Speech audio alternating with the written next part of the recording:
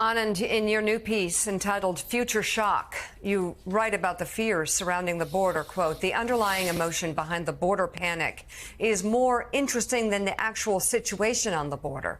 Why do people feel so invaded? Why do people feel in such little control of their environment? What is making racism so easy to activate?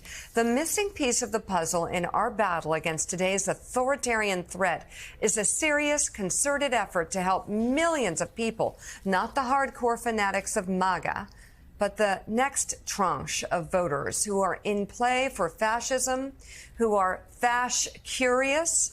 Help them navigate the age. It is organizing not for the faint of heart.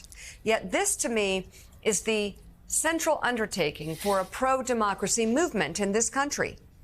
If we are to have one worthy of the name, to be deeply, persistently engaged in the psychological process through which millions of Americans are trying to figure out these changes, figure out the era, find new identities in a changing country, and ultimately come to see themselves in a way they'd like to see on the far side of change.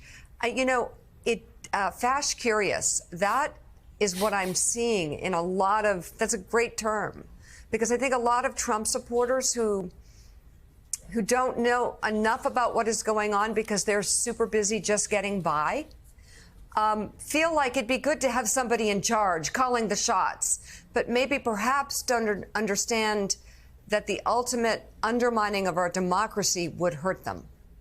Yeah, Mika, we often, when we talk about these issues, we talk about the people at the top who are deciding these things. We talk about the dysfunction in Congress, in the Senate, in the House. We talk about what Donald Trump's doing. We talk about how the White House is responding.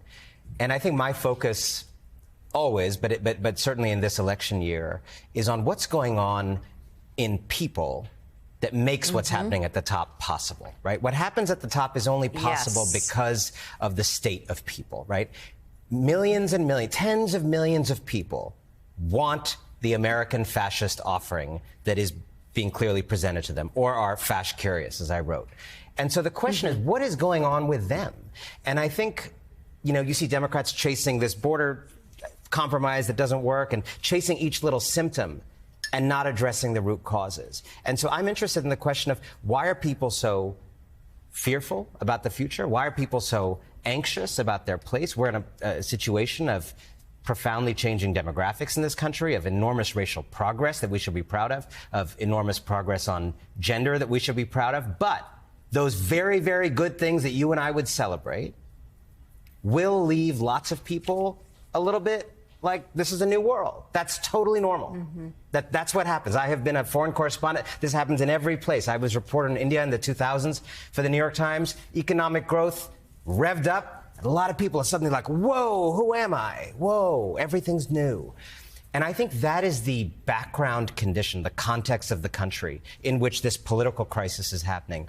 And I think we need to think about, for the Democratic Party, pro-democracy movement in general, not just trying to deal with each issue at a time, but telling a story of the country that helps soothe some of those anxieties and gives people something forward-looking to be part of, that invites them in to this vision of progress. The new piece is entitled Future Shock, and you can read it now at The Ink. Anand Giridharadas, thank you so much for writing that and for being on the show this morning. Simone